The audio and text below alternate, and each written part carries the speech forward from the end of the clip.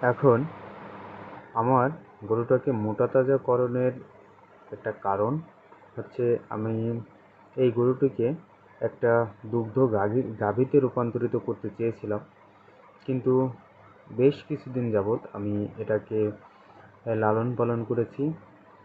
এটার মার থেকে যে ফিডব্যাকটা আমি পেয়েছি সেটা হচ্ছে এর মা প্রথমবার বাচ্চা দিয়েছে। এ হচ্ছে প্রথমবার বাচ্চা দেওয়ার ঠিক 18 মাস পরে এর মা হিটে আসে।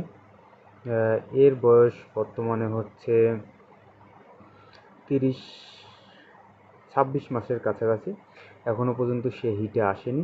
তো আমি দেখলাম যে একজন প্রান্তিক খামারি হিসাবে আমি যদি গরু লালন পালন করে থাকি এবং হচ্ছে দীর্ঘমেয়াদী একটা সময় পর যদি গরু হিটে আসে, তাহলে এটা লালন পালন করে লাভবান হতে পারবো না।